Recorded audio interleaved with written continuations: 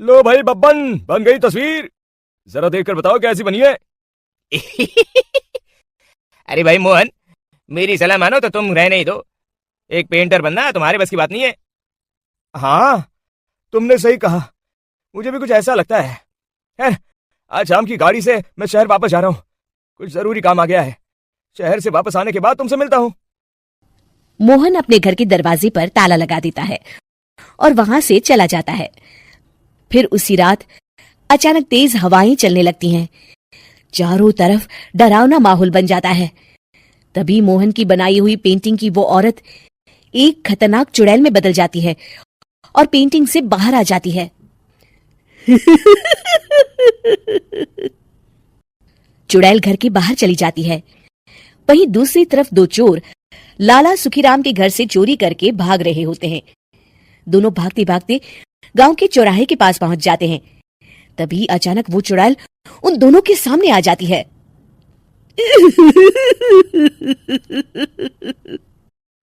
अरे मर गया रे, ये चुड़ैल कहां से आ गई? अरे मैंने तो तुझसे पहले कहा था कि आज अमावस्या की रात है, आज हमें चोरी नहीं करनी चाहिए। हाँ भाई बिल्ला, तुमने बिल्कुल सही कहा। जरा इसके दांत तो देखो कितने बड़े हैं। चुड़ैल उन दोनों की तरफ बढ़ती है। अरे चुड़ैल दीदी, तुम चाहो तो ये सारे पैसे और जेवर ले लो, लेकिन हम दोनों को कुछ मत करना। पैसे और जेवर के लालच में तुम इंसान बिकते हो, हम चुड़ैल नहीं।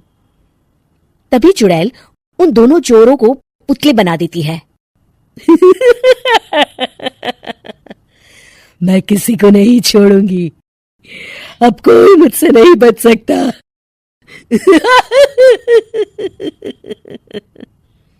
चुड़ैल अपने अगले शिकार की खोज में वहां से चली जाती है। गांव की दूसरी ओर जाने पर चुड़ैल को हरिया, बिरजू और बब्बन दिखाई देते हैं।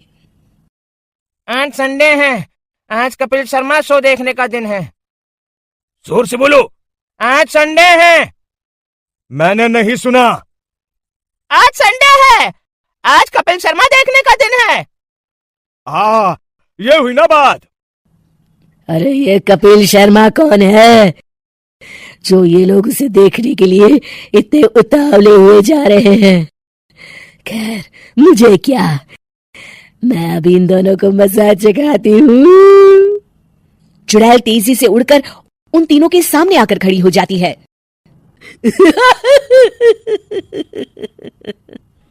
कपिल शर्मा शो बाद में देखना, पहले मुझे देख लो।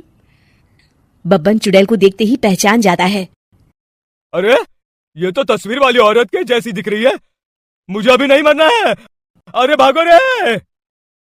तीनों वहां से भाग खड़े होते हैं। बब्बन तो किसी तरह अपनी जान बचाकर वहां से भाग जाता है, लेकिन हरिया और बिरजू को चुड़ैल पकड़ लेती है और उन्हें पुतला बना देती है। फिर चुड़ैल बब्बन को पकड़ने के लिए उसका पीछा करती है, लेकिन बब्बन उसे कहीं नहीं दिखाई देता। अरे वो मोटा तो बड़ा तेज भागता है, शायद उस तरफ गया होगा। बब्बन एक दीवार के पीछे छुपकर बैठ जाता है और चुड़ैल उसके सामने से आगे निकल जाती है। बाल बाल बच गया। अगली सुबह बब्बन सभी गांव वालों को सारी बात बता देता है। फिर उस चुड़ैल के डर से रोज शाम होते ही पूरे गांव में सन्नाटा छा जाता था और कोई भी अपने घर के बाहर नहीं निकलता था। अरे ये क्या हो गया, इतनी देर से घूम रही हूँ, अभी तक एक भी आदमी नहीं मिला। अरे कहाँ मर गए सबके सब। चुड़ैल वहां से चली जाती है। इस तरह कुछ दिन बीत जाते हैं। फिर एक दिन मोहन गांव वापस आता है। बब्बन उसे बताता है कि उसकी बनाई तस्वीर से एक चुड़ैल बाहर आ गई है। मोहन समझ जाता है कि ये कोई आम कागज नहीं है, वो जो भी उस कागज पर बनाएगा वो असलियत का रूप ले लेगा। अरे मोहन भाई, अब तुम क्या करने वाले हो? मेरे पास एक बहुत बढ़िया तरकीब है।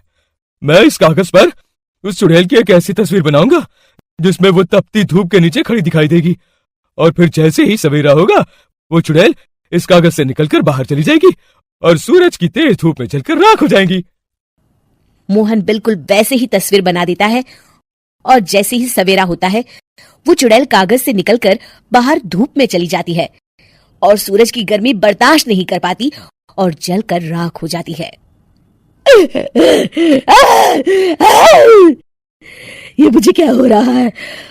मैं सूरज की रोशनी बर्दाश्त नहीं कर सकती। मेरा पूरा शरीर जल रहा है। और इस तरह चुड़ैल के जलते ही पुतले बने सभी लोग पहले की तरह इंसान बन जाते हैं।